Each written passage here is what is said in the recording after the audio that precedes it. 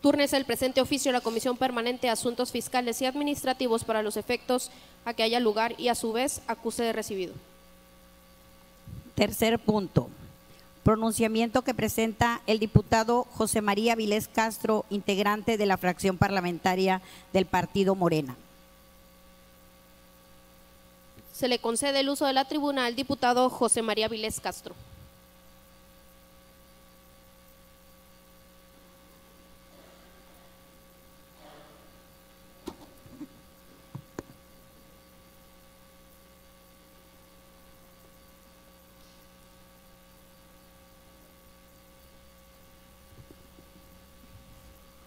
Muy buenos días. Con el permiso de la mesa directiva, ciudadanos y ciudadanas aquí presentes, medios de comunicación que nos acompañan, a quienes nos ven por plataforma Congreso Ahora, honorable asamblea. Pueblo de México, les devuelvo la energía eléctrica que es de la exclusiva propiedad de la nación, pero no se confíen, porque en años futuros algunos malos mexicanos, identificados con las peores causas del país, intentarán, por medios sutiles, entregar de nuevo el petróleo y nuestros recursos a los inversionistas extranjeros. Ni un paso atrás fue la consigna de don Lázaro Cárdenas del Río al nacionalizar nuestro petróleo. Hoy le tocó, por fortuna, a la energía eléctrica. Pueblo de México, los dispenso de toda obediencia a sus futuros gobernantes que pretendan entregar nuestros recursos energéticos a intereses ajenos a la nación que conformamos. Presidente Adolfo López Mateos, 27 de septiembre de 1960. Este fragmento del discurso que pronunciara el presidente López Mateos en el acto de nacionalización de la industria eléctrica encierra palabras sabias y premonitorias y que se convertirían en profecía cumplida 53 años después, cuando esos malos mexicanos, diría López Mateos, los conservadores neoliberales de ayer y de hoy, de los cuales el presidente hacía referencia. En octubre del 2013 aprobaron la reforma energética con la cual readmitieron la inversión privada en este sector, entregando a empresas extranjeras nuestra industria del petróleo y la electricidad. Sin embargo, y para fortuna del pueblo de México, esta profecía no solo se vio cumplida en su parte catastrófica, sino también en la parte de la esperanza, de la dispensa que López Mateos pronunciara. Los dispenso de toda obediencia a sus futuros gobernantes que pretendan entregar nuestros recursos energéticos a intereses ajenos a la nación. Dispensa que encontrara eco en millones de mexicanos aglutinados en el Movimiento de Regeneración Nacional, encabezados y convocados por otro López, como dice el dicho, para que la cuña apriete, Andrés Manuel López Obrador, quien cristalizara esta desobediencia en el 2018, asumiendo por el voto popular la presidencia de la República. Sirva lo dicho anteriormente para dar contexto y sentido al pronunciamiento que hoy expongo y que se refiere centralmente al proceso de renacionalización de la industria eléctrica, iniciado con la firma del convenio para la compra de 13 plantas generadoras de energía eléctrica a la empresa española Iberdrola el pasado 4 de abril. Millones de mexicanos, millones, celebramos este acto patriota del Ejecutivo Federal porque del 39% de generación de electricidad que producía la Comisión Federal de Electricidad, pasamos con esta compra al control del 55% de Generación Eléctrica y antes de que concluya la presente administración federal, con la reposición de turbinas en las hidroeléctricas y su mejoramiento tecnológico, así como la terminación del parque eólico en Puerto Peñasco, Sonora, la industria eléctrica nacional generará y controlará el 65% de la producción nacional. ¿Por qué celebramos y consideramos de vital importancia para el país esta nueva nacionalización? Porque al poner bajo la explotación y administración del Estado la generación de energía eléctrica, recuperamos un sector estratégico para impulsar nuestra soberanía económica y política y con ello fortalecer el desarrollo del pueblo de México. Y esto que hoy afirmo no es solamente un recurso retórico, sino un argumento sustentado en la experiencia y la historia pasada y reciente.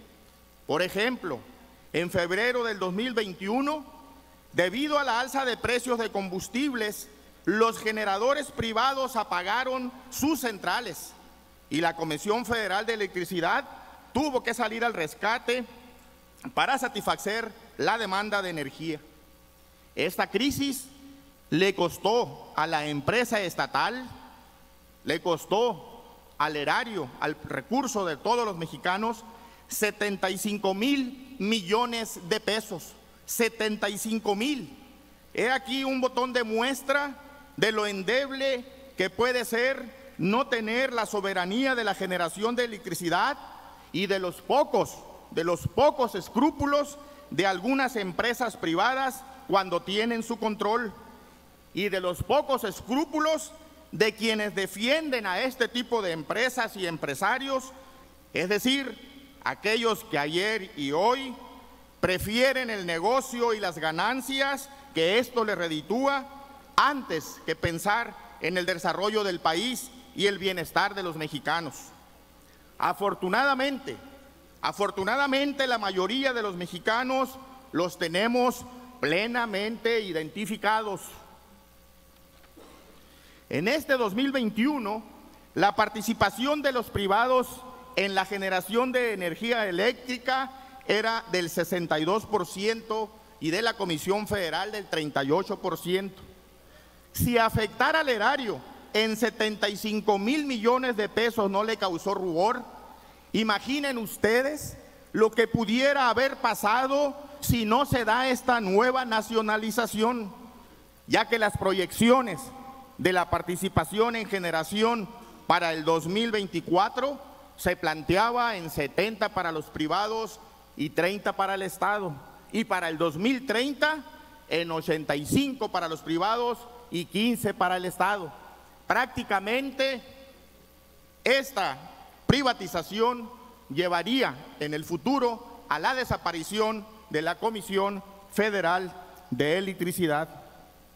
Ante este hecho nacionalizador, los conservadores de hoy, los malos mexicanos, diría el presidente López Mateos, pegaron el grito en el cielo, afirmando que se había comprado chatarra y muy cara, cuando hace poco menos de un año, y a propósito de la iniciativa de reforma constitucional en materia energética, al oponerse a esta reforma y defender los intereses privados, gritaban en voz en cuello que estas plantas hoy vendidas por Iberdrola eran las más eficientes, limpias y productivas del país. Y ahora, en su acostumbrado doble discurso, en menos de un año dicen, ya se hicieron chatarras y obsoletas. Así de ese tamaño es su incongruencia y sus mentiras. La verdad es que estas 13 empresas hoy adquiridas costaron 30% menos de lo que hubiera costado su construcción y se hubiera llevado un periodo aproximado de 10 años para concretarlas. Además, resulta que esta chatarra vieja suministra energía eléctrica a más de 10,000 fábricas y negocios, entre los cuales se encuentra Oxxo, Cemex, Apasco, Kimberly-Clark, Cuauhtémoc Moctezuma, Grupo Modelo, Axtel, Bayer, Bacardí, Gamesa, Banco Afirme, Escribe, Continental, Benpesca, entre otros. La diferencia ahora es que algunas de estas cadenas, como los Oxxos de FEMSA, ya pagarán lo que corresponde y no la tarifa de privilegio que tenían al incluirlos fraudulentamente como socios de generadores de electricidad para el autoabasto. Contratos que databan desde 1992, cuando en realidad eran clientes de las empresas generadoras como la de Iberdrola. ¿Y por qué era posible que a estos negocios se les vendiera la energía eléctrica a precios de privilegio? Por la simple y corrupta razón, si es que hay razones corruptas, de que los convenios que se signaron con las empresas privadas generadoras de energía eléctrica fueron leoninos para el país y de pingües ganancias para los empresarios y los políticos conservadores y neoliberales amafiados con ellos.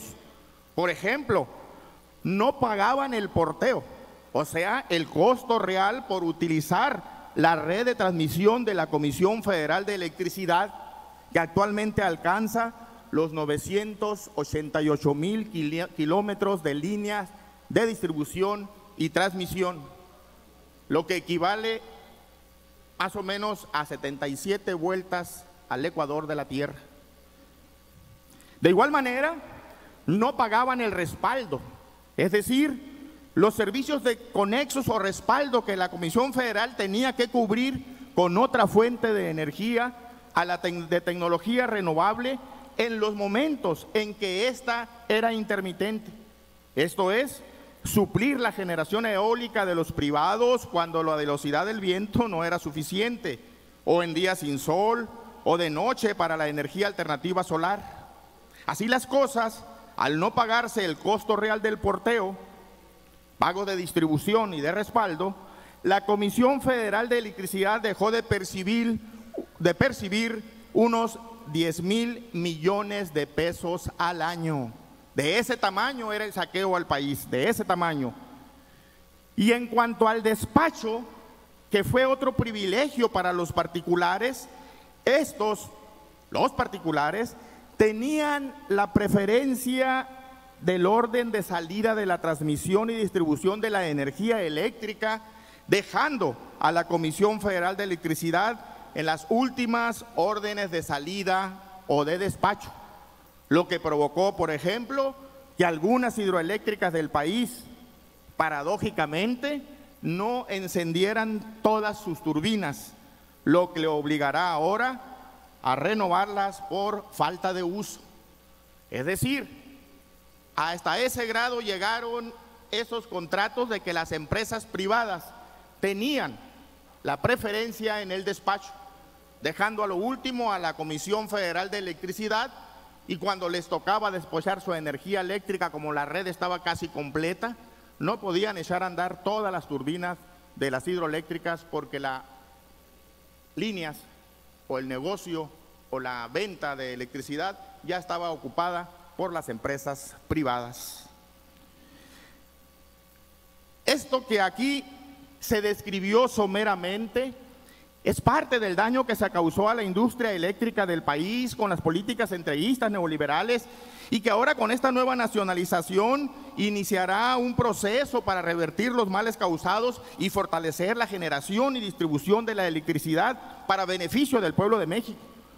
Por ello, desde esta alta tribuna del estado de Baja California Sur, reconocemos la acción del presidente Andrés Manuel López Obrador y le manifestamos y reiteramos nuestro total respaldo a la política de transformación nacional.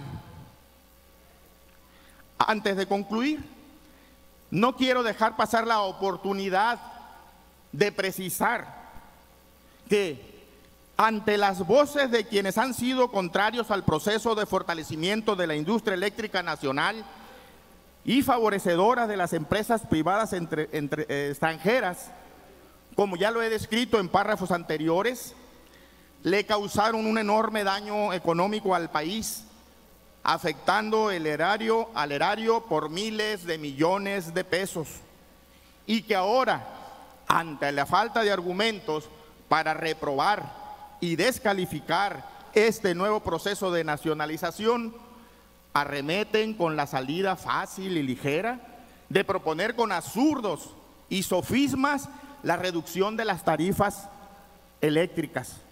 Absurdos porque con el aliento y promoción que le otorgaron a la privatización de la industria eléctrica y su voto en contra para la reforma constitucional en materia energética, apenas en una semana se cumplirá un año de ese bochornable acto, propiciaron la disminución millonaria de los ingresos públicos por concepto de producción de electricidad, y ahora nos vienen con el cuento, porque ahorita mostraremos que es un cuento, de la reducción de las tarifas, de un daño que ellos mismos provocaron, porque como dice el dicho, no hay ladrón sin encubridor.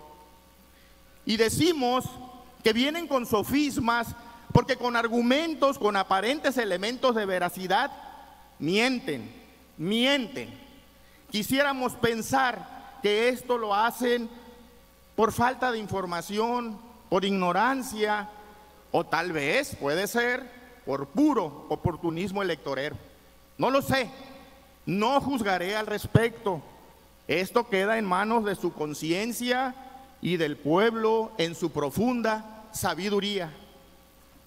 Solo me concretaré a mostrar con elementos tangibles, objetivos y demostrables la falsedad de su estridencia en cuanto a las tarifas eléctricas. Primero, es falso de toda falsedad, como decimos cuando queremos redundar y ser muy enfáticos. Es falso que las tarifas eléctricas no tengan descuento o apoyo gubernamental. Aún cuando las condiciones financieras de la Comisión Federal de Electricidad han sido precarias por la entrega al capital privado de la venta de energía eléctrica, el Estado mexicano, esta administración federal, no ha desaparecido los subsidios o la también denominada aportación gubernamental, que por cierto viene claramente ilustrada en los recibos para el pago de la luz. Aportación que se mantiene todo el año y que puede oscilar desde el 30 y hasta el 60% del importe de consumo en un mes o bimestre, y que se incrementará durante la entrada en vigor de las tarifas de verano, que sí existen, como lo demostraré más adelante. Por ejemplo, tengo en mis manos, y lo pueden revisar,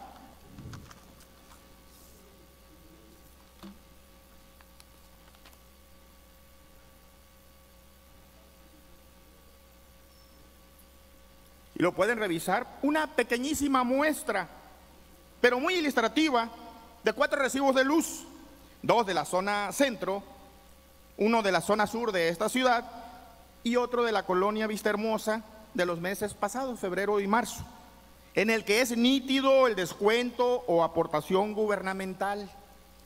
Veamos, y aquí están los recibos si lo quieren revisar, quien tenga algún interés, y pueden ir a checar sus recibos para que puedan ver esa parte. Veamos, por ejemplo, uno de los recibos de la colonia centro tiene un consumo de kilowatt de 536, con un consumo en el nivel básico de 150 kilowatts, en el intermedio de 250 y en el excedente de 136.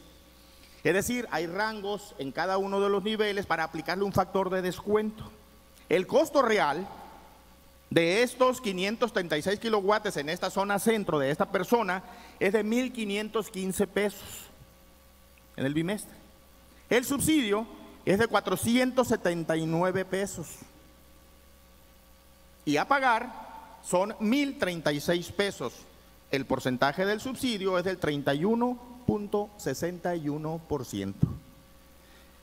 Otro recibo de la zona centro, su consumo 370 kilowatts, En el básico 150, en el intermedio 250 y en el excedente no hay. Esta persona apaga los focos, busca la manera de cómo ahorrar energía y no tiene excedente. ¿Cuánto es el costo real? 1,048 pesos. ¿De cuánto fue el subsidio? De menos 586.76 pesos. ¿Cuánto va a pagar? 461 pesos con 76 centavos, lo que representa el 55.96% de apoyo. Y dicen que no hay, que este gobierno no apoya, que hay que recabar firmas para poder exigir que el gobierno cumpla, y está cumpliendo, y no solamente en verano, todo el año. Y fíjense cómo el que gasta menos recibe más apoyo, porque no se pasó en el excedente. Otro caso, del fraccionamiento mediterráneo del sur de la ciudad, consumo 533 kilowatts, básico 150, intermedio 250, excedente 133. Aquí tiene más televisiones o la deja prendida y no apaga los focos, se excedió en 133 kilowatts. El costo real 1,473, el subsidio 482 pesos, va a pagar 991 pesos y tiene un ahorro del 32.74%.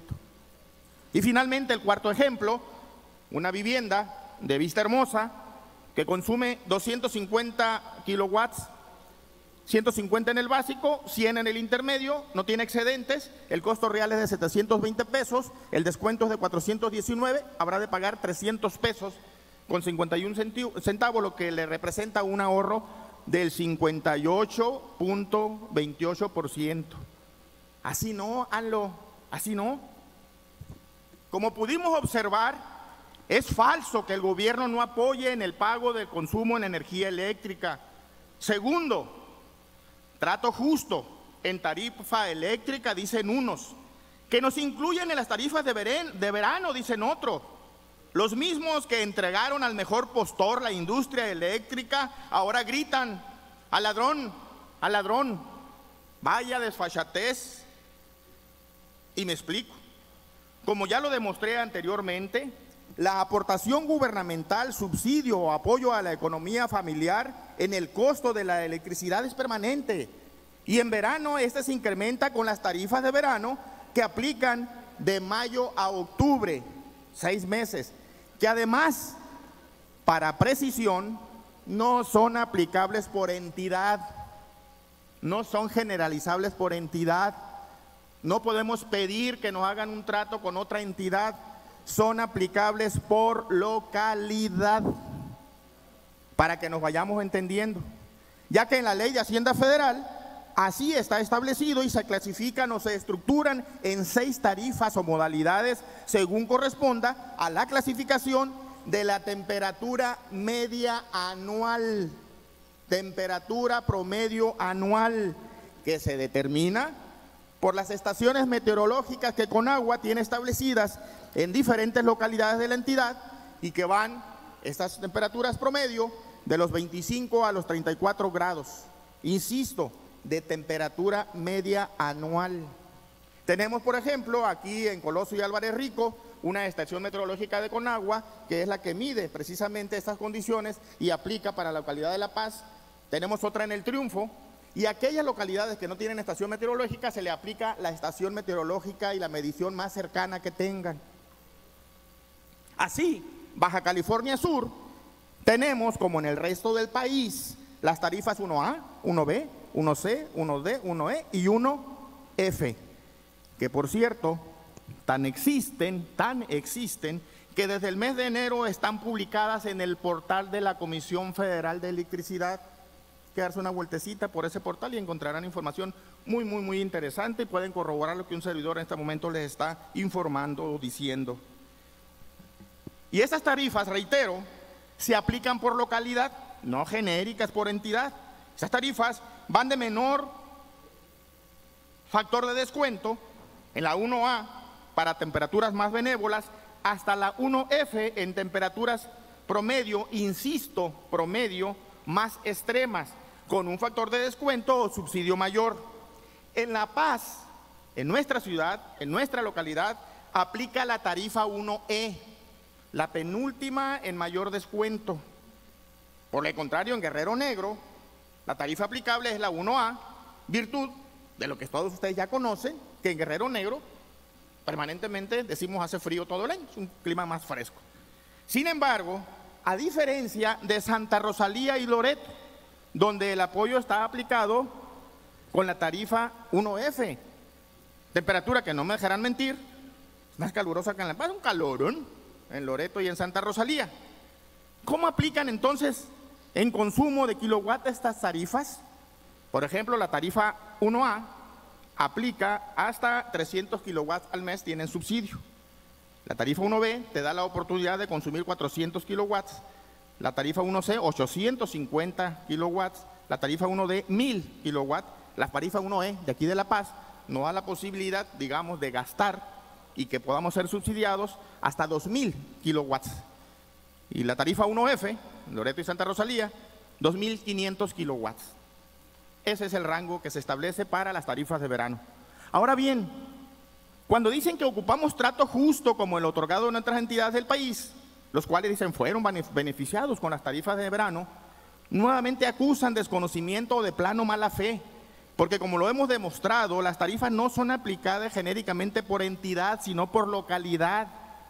Y sí, en algunas entidades del país, en algunas localidades, por la variación media anual de las temperaturas, se reclasificaron algunas localidades de la 1A a la 1B o de la 1B a la 1C, que por cierto muy lejos de la tarifa 1FE que aplica aquí en la ciudad de La Paz.